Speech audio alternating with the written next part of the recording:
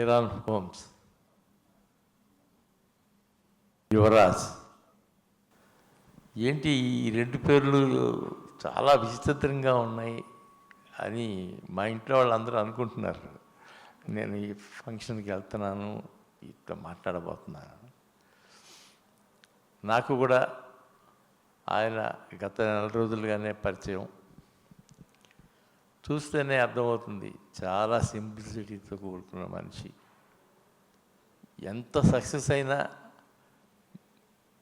భరించి సక్సెస్ని వెనక చిన్న పిల్లలాగా తిప్పుకుంటాడు ఈయన అని నమ్మకం నాకుంది.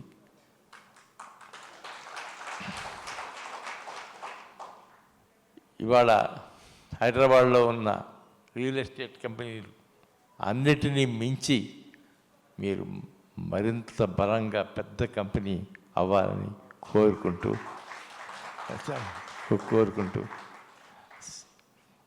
ఇంకా ఏం మాట్లాడాలమ్మా. Thank you very much.